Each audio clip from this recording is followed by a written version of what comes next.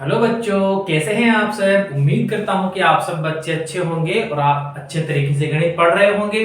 तो बच्चों, अब तक हमने एक्सरसाइज 1.1 के बारे में बात कर ली थी। 10वीं क्लास की जो हमारी गणित चल रही थी उसमें एक्सरसाइज 1.1 वो हमने कंप्लीट कर ली थी। और बच्चों, आज हम शुरुआत करेंगे एक्सरसाइज 1.2 की। बच्चों, चैनल को ज्यादा से ज्यादा सब्सक्राइब करें ताकि आप लोगों का प्यार मेरे साथ यूं ही भी बना रहे और मैं आपके लिए और भी अच्छे से अच्छे कंटेंट ला पाऊं। ठीक है बच्चों।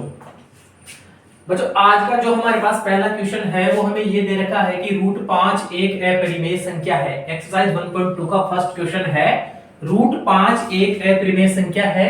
हमें पता लगाना है कि ये अपरिमेय संख्या है क्या वास्तव में ही। क्या रूट 5 वास्तव में ही एक अपरिमेय संख्या है, उसने हमसे ये पूछ लिया है। ठीक है, तो बच्चों इसका सॉल्यूशन निकालने के लिए हमारे पास एक प्रोसेस होता है। इसमें एक प्रमेय दे रखी है, वो भी आपको समझनी जरूरी है। मैं इस सवाल के माध्यम से आपको प्रमेय भी समझा दूंगा और ये सवाल भी समझा दूंगा। तो बच्चों शुरुआत हम यहां से करते हैं। माना रूट 5 एक परिमेय संख्या है। अगर हमें ऐसे सवाल दे रखे हो ना तो सर्वप्रथम हमें उसका विपरीत मानना होता है। सवाल में तो दे रखा है कि अपरिमेय संख्या है, लेकिन हम क्या करेंगे, इसका विपरीत मानेंगे। विपरीत मतलब उल्टा, कि हम इसको परिमेय संख्या मान लेंगे। माना रूट 5 एक परिमेय संख्या है। अगर ऐसा है तो रूट 5 को a बटा b के फॉर्मेट में लिख सकते हैं जहां b का मान 0 के बराबर नहीं होगा। याद करो वो चीजें 8वीं 9वीं क्लास की, जब कहा जाता था कि अगर कोई परिमेय संख्या है तो परिमेय संख्या को हम p बटा q के फॉर्मेट में लिख सकते हैं जहां पे q not is equal to 0। तो यही वाला सवाल हमें यहाँ देखने को मिल रहा है। अगर रूट 5 एक परिमेय संख्या है तो रूट 5 को a बटा b के फॉर्म में हम लिख सकते हैं जहां b not is equal to 0। ठीक है, तो रूट 5 बराबर a बटा b, ये हमने प्रथम समीकरण बना लिया है। रूट 5 बराबर a बटा b, इसको बराबर करके लिख दिया सीधा सीधा। तो ये हमारे पास पहला समीकरण बन गया है। अब हम आगे देखते हैं। यहाँ पे बच्चों हमें परिमेय संख्या में अंश तो दे रखा है a और हर दे रखा है b। तो a व b दोनों सहभाज्य संख्याएं हैं। कैसी संख्याएं हैं?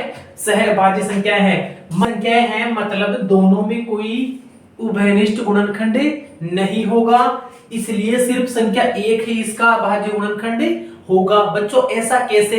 बच्चों सहभाज्य संख्याएं वे संख्याएं कहलाती है जिनका गुणनखंड क्या होता है? एक होता है, संख्या वाला एक। ठीक है ना, समझ रहे हो ना, संख्या वाला एक होता है। कहने का मतलब उनमें किसी भी संख्या का भाग नहीं जाता है एक के अलावा। ठीक है ना, एक के अलावा उसमें किसी भी संख्या का भाग नहीं जाएगा, स्वयं का तो जाता ही है, वो तो आपको पता है। ठीक है, तो इसलिए हम कह देंगे कि a व b दोनों क्या है? सहभाज्य संख्याएं हैं। कैसी संख्याएं हैं? सहभाज्य संख्याएं हैं, क्योंकि दोनों का हम उभयनिष्ठ गुणनखंड यहाँ पे नहीं ले सकते हैं। ठीक है, आगे हम समीकरण बनाते हैं। रूट 5 गुणा b बराबर a। कहने का मतलब हमने b का पक्षांतरण करके 5 की तरफ रख दिया। इधर भाग में था तो इधर आके गुणा में लग गया, तो रूट 5 गुणा b बराबर a, ये हमारे पास दूसरा समीकरण बन गया है। उसके बाद में हम क्या करेंगे, दोनों पक्षों में वर्ग कर देंगे। ये प्रथम पक्ष, कहने का मतलब बायां पक्ष और दायां पक्ष, इन दोनों पक्षों का हम क्या कर देंगे? वर्ग कर देंगे। रूट 5 गुणा b का हमने वर्ग किया और बराबर में a का हमने वर्ग किया। आगे हम देखेंगे अगली स्क्रीन पे। ठीक, अच्छा बच्चों, उसके बाद हमें दे रखा है कि 5b स्क्वायर बराबर a स्क्वायर। हमारे पास तीसरा समीकरण ये बन जाएगा। जैसे ही हम दोनों पक्षों का वर्ग करेंगे तो वर्ग करने के बाद हमारे पास समीकरण प्राप्त होगा 5b स्क्वायर बराबर a स्क्वायर। ये तीसरा समीकरण है। चूंकि 5a स्क्वायर को विभाजित करेगा तो a को भी विभाजित करेगा। 5a स्क्वायर को विभाजित करेगा ना तो a को भी विभाजित करेगा, क्योंकि कहीं ना कहीं ये 5a स्क्वायर और a के गुणनखंड में आएगा ही आएगा। अब a बराबर 5c मान लेते हैं। अब ये a बराबर 5c क्यों माना? यानी कि जो ये a दे रखा ना, इसका मान हमने 5c मान लिया। वो किस वजह से माना? क्योंकि a के गुणनखंड किए जाएंगे तो हमें एक गुणनखंड 5 जरूर मिलेगा। अगर इस a के गुणनखंड किए जाएंगे ना तो हमें a का गुणनखंड 5 एक जरूर मिलेगा। अगर हमें 5 इसके गुणनखंड में मिलेगा तो 5 के अलावा हमें एक गुणनखंड और मिलेगा। 5 के अलावा अगर हम 5 के अलावा हमें और कोई भी गुणनखंड मिलेगा तो हम उसको क्या मान लेते हैं? c मान लेते हैं। तो हम उसको क्या मान लेते हैं? c मान लेते हैं, जहां c क्या होगा? एक धनात्मक पूर्णांक होगा। ठीक है ना, c क्या होगा? एक धनात्मक पूर्णांक होगा।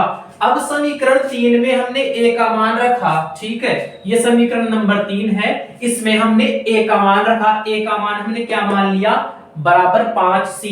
तो इस a की जगह हम क्या रख देंगे 5c रख देंगे। तो इधर तो समीकरण एज इट इज रहेगा, a बराबर 5 से रखने पर इधर तो समीकरण एज इट इज रहेगा 5b स्क्वायर, तो ऐसे कैसे रख देंगे और बराबर में a की जगह क्या लिख देंगे 5c, और 5c के ऊपर क्या लगा हुआ है स्क्वायर लगा हुआ है, तो इस कोष्टक लगा के स्क्वायर लगा देंगे। इस प्रकार हमारे पास ये चौथा समीकरण बन गया। फिर हम इस समीकरण को सोल्व करेंगे तो 5b स्क्वायर बराबर 25c स्क्वायर हमारे पास ये समीकरण आएगा। तो यहाँ पे हमने 5 से 25 को काट दिया, तो इधर तो b स्क्वायर शेष रह गया, उधर 5c स्क्वायर शेष रह गया। इस प्रकार से हमारे पास ये 6 नंबर का समीकरण बन गया। अब हमें ये भी पता है कि अगर 5b स्क्वायर को विभाजित करेगा तो b को भी विभाजित करेगा। अरे होता ही है ना ऐसा, जैसे 5b स्क्वायर को विभाजित करेगा तो b को भी विभाजित करेगा। जैसे मान लो यहाँ पे b का मान है हमारे पास 5 ही है, ये मान के चलो, तो b स्क्वायर का मान तो कितना हो जाएगा 25, तो 5 का 25 में भाग लगाएंगे कितनी बार जाएगा 5 बार।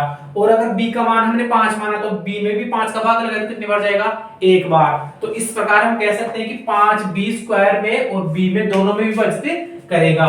अगली स्क्रीन पे आगे का बताते हैं, उतारो। अच्छा बच्चों, प्रथम और दूसरे निष्कर्ष से हमें प्राप्त हुआ था कि 5a व b दोनों को विभाजित करेगा। पहले निष्कर्ष में तो हमें प्राप्त हुआ कि 5a को a स्क्वायर को और a दोनों को विभाजित करेगा। दूसरे निष्कर्ष में हमें प्राप्त हुआ कि 5b स्क्वायर और b इन दोनों को विभाजित करेगा। पहले तो हमें प्राप्त हुआ कि a व b सहभाज्य है। सहभाज्य मतलब सिर्फ एक से विभाजित होंगे, इनका कोई गुणनखंड ही नहीं होगा उसके अलावा। लेकिन यहाँ तो उत्तर अलग ही आ रहा है। क्या अलग उत्तर आ रहा है कि 5a व b दोनों को विभाजित करेगा। तो यह विरोधाभास हमें प्राप्त क्यों हुआ? क्योंकि हमने इसकी क्या कर ली थी, गलत कल्पना कर ली थी। गलत कल्पना कौन सी कर ली थी कि √5 एक परिमेय संख्या है। तो ये तो कभी सिद्ध हो ही नहीं सकता कि √5 एक परिमेय संख्या है, अतः √5 एक अपरिमेय संख्या होगी। ठीक है बच्चों, उतार लो, पहला क्वेश्चन समाप्त। अच्छा तो बच्चों, एक्सरसाइज 1.2 का दूसरा क्वेश्चन है, उसमें हमें दे रखा है 3 + 2√5 एक अपरिमेय संख्या है। ठीक है साहब, मान ली, लेकिन वो कह रहा है कि क्यों है, व्याख्या करके बताओ मुझे। अच्छा ठीक है साहब, माना 3 + 2√5 वही वाला प्रोसेस अपनाना है जो पहले से अपनाते आए हैं। प्रमेय नंबर 1.3 हर जगह काम आएगी एक्सरसाइज 1.2 में। ठीक है, तो वो प्रमेय आप देख लेना। माना 3 + 2√5 एक परिमेय संख्या है, ये हमने मान लिया, इसकी हमने कल्पना कर ली। अतः 3 + 2√5 बराबर a/b। अगर परिमेय संख्या है तो p/q के फॉर्म में लिख सकते हैं। जहां q नॉट इक्वल टू 0 तो हमने a/b के फॉर्म में लिख दिया, जहां b नॉट इक्वल टू 0। अब a व b दोनों सहभाज्य है। सहभाज्य वाली वही बात कि इनका कोई गुणनखंड नहीं होगा और एक अंक एक ही इनका गुणनखंड होगा, क्योंकि एक का ही भाग जाएगा दोनों में। ठीक है, आगे हमने इसको सोल्व किया। इधर 2√5 को ऐसे कैसे पकड़ के रख लिया, इधर ये 3 था, इसको हमें पक्षांतरण करके उधर ले गए, तो 2√5 बराबर a/b - 3 हमारे पास आ गया। फिर इसको हमने आगे सोल्व किया समीकरण को। 2√5 बराबर, यहां हमने लघुत्तम ले लिया b, इधर बटा 1 मान के लघुत्तम ले लिया, तो लघुत्तम लेने से हमारे पास प्राप्त हुआ a - 3b/b।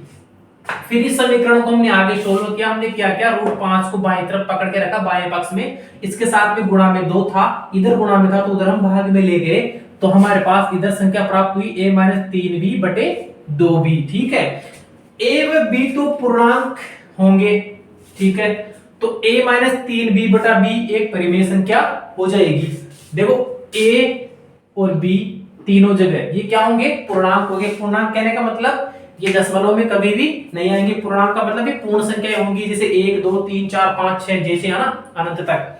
तो a b और नीचे वाला b, ये तीनों ही संख्याएं क्या होंगी, पूर्णांक संख्याएं होंगी। अगर a व b दोनों पूर्णांक होंगे तो a - 3b/b ये संख्या भी कैसी होगी, पूर्णांक होगी। और पूर्णांक होगी तो किस प्रकार से आ जाएगी, ये परिमेय संख्या के रूप में प्रदर्शित हो जाएगी। और √5 एक परिमेय संख्या है, और √5 क्या है, ये कि तो a - 3b/b यह एक परिमेय संख्या हो जाएगी, क्योंकि a और b दोनों क्या है, पूर्णांक है। और √5 एक अपरिमेय संख्या होगी। ठीक है, √5 एक अपरिमेय संख्या होती है, वो पता है हमें। ये दोनों कभी बराबर हो ही नहीं सकते। अरे सोचो, ये संख्या है यहाँ पे, ठीक है, इधर तो दे रखी है एक अपरिमेय संख्या और उधर देख लीजिए एक परिमेय संख्या, तो ये दोनों संख्याएं क्या कभी बराबर हो सकती है? क्या कभी भी बराबर नहीं हो सकती। √5 एक अपरिमेय संख्या है, वो परिमेय संख्या के बराबर कभी नहीं हो सकता। और a-3b/2b ये एक परिमेय संख्या है, ये कभी भी √5 यानी कि अपरिमेय संख्या के बराबर नहीं हो सकती। इसलिए हमें यह विरोधाभास क्यों प्राप्त हुआ है? क्योंकि हमने गलत कल्पना कर ली थी। √5 एक परिमेय संख्या है, ये हमने पीछे वाले सवाल में करके देख लिया है, इसलिए हमने क्या माना है? √5 को एक परिमेय संख्या मान लिया है इस सवाल में पहले से ही। ठीक है, तो ये दोनों कभी बराबर नहीं हो सकते, ये विरोधाभास गलत कल्पना करने से हमें प्राप्त हुआ है। अतः 3 + 2 √5 एक अपरिमेय संख्या होगी। ये हमारा दूसरा क्वेश्चन भी कंप्लीट हो गया है। अगला क्वेश्चन है बच्चों, क्वेश्चन नंबर 3 का पहला।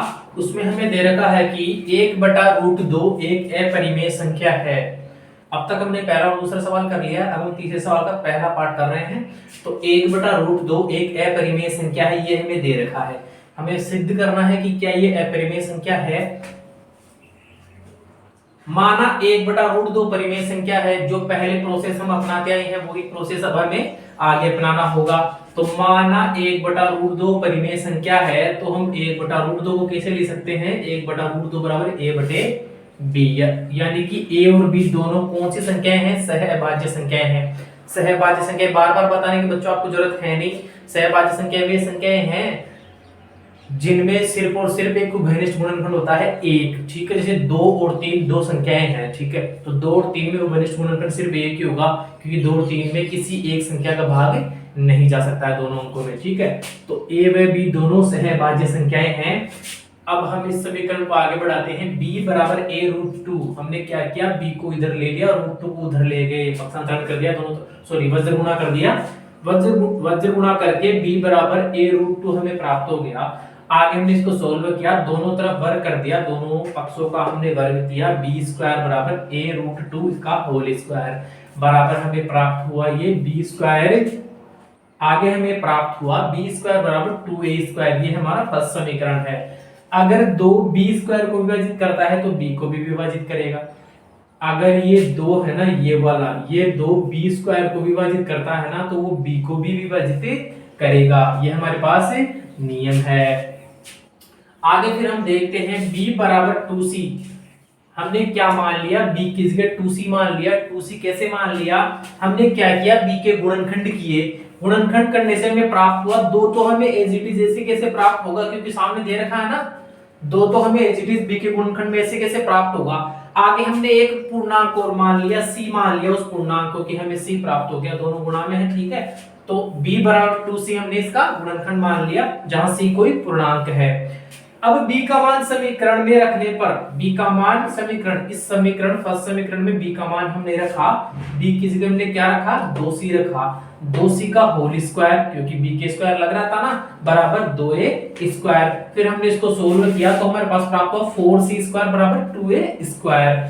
अब यहाँ हमने 4 को 2 से काट दिया, तो इधर बच गया 2c², उधर बच गया a²। अब हमें फिर से एक चीज प्राप्त हुई कि 2, ये 2 अंक है ना, ये a² को विभाजित करेगा तो a को भी विभाजित करेगा।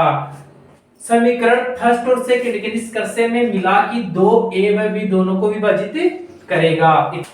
तो बच्चों हमारे पास आया कि संख्या 2a व b दोनों को विभाजित करती है, लेकिन यहाँ तो हमें पहले से दे रखा है कि a व b दोनों संख्याएं तो सहभाज्य संख्याएं हैं। कहने का मतलब उनमें तो उभयनिष्ठ गुणनखंड सिर्फ अंक 1 हो सकता है। ठीक है, तो यहाँ तो हमें 2 प्राप्त हो रहा है। ये हमें क्यों प्राप्त हुआ?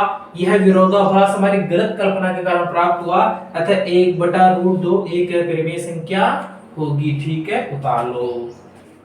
तीसरे क्वेश्चन का बच्चों सेकंड पार्ट दे रखा है कि 7√5 एक अपरिमेय संख्या है, यह हमें ज्ञात करना है। ठीक है, तो अपरिमेय संख्या का हम वही प्रोसेस अपनाएंगे। माना 7√5 एक परिमेय संख्या है। 7√5 क्या है? एक परिमेय संख्या है। 7√5 बराबर a/b हमने माना परिमेय संख्या, इस वजह से हमने ये लिखा। जहां a व b दोनों क्या है? सहभाज्य संख्याएं हैं। √5 = a/7b। हमने क्या किया? 7 का पक्षांतरण करके इधर ले लिया, 7 b के साथ में आ गया, तो √5 बराबर a/7 में हमारे पास समीकरण प्राप्त हो गया। a व b पूर्णांक होंगे तो a/7b परिमेय संख्या होगी। अगर a व b दोनों पूर्णांक संख्याएं होंगी तो पूर्णांक संख्याएं होगी तो a बटा 7b परिमेय संख्या होगी, ये कंफर्म है। अगर a बटा 7b परिमेय संख्या है तो रूट 5 भी परिमेय संख्या होगी। ये दे रखा है कि a बटा 7b अगर परिमेय संख्या है तो बराबर में रूट 5 दे रखा है तो रूट 5 भी परिमेय संख्या होगी। लेकिन क्या ऐसा होता है, लेकिन क्या ऐसा होगा? हमें तो दे रखा है कि 7 रूट 5 एक परिमेय संख्या है, तो ये विरोधाभास हमें प्राप्त क्यों हुआ? हमें रूट 5 परिमेय संख्या क्यों प्राप्त हुई?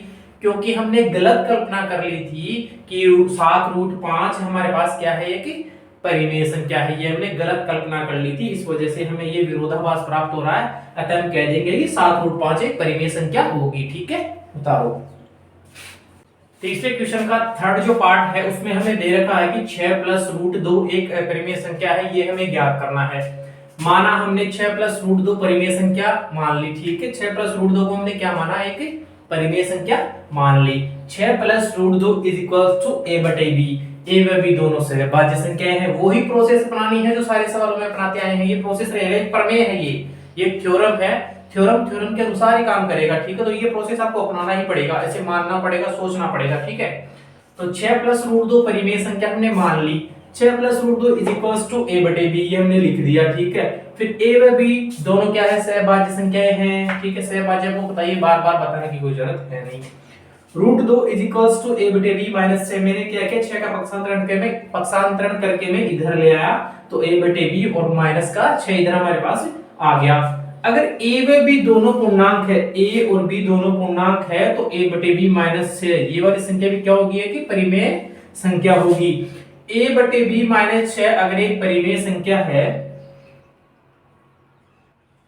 a बटे b माइनस 6 अगर एक परिमेय संख्या है तो बराबर में हमें दे रखा है रूट 2, तो रूट 2 भी क्या होगी, एक परिमेय संख्या होगी। लेकिन ये तो हमें विरोधाभास प्राप्त हो गया, ऐसा तो होता ही नहीं है। और इसमें सवाल में तो हमें दे रखा है कि 6 प्लस रूट 2 एक परिमेय संख्या है, हमने तो इसे परिमेय संख्या बना दिया। तो ऐसा हो सकता है क्या? ऐसा कभी नहीं हो सकता। तो यह विरोधाभास हमें क्यों प्राप्त हुआ, ये गलती हमारे से क्यों हुई? क्योंकि मैंने 6 प्लस रूट 2 को परिमेय संख्या मान लिया। अतः हम कह देंगे कि 6 प्लस रूट 2 एक अपरिमेय संख्या है। ठीक है, उतारो। और चैनल ने चाहे कि सब्सक्राइब कर देबे करो, અહીંયા છે કે પાછા માથા ટપક કરો, બેલ આઇકન भी दबा लो चुपचाप, सारा का सारा। ठीक है।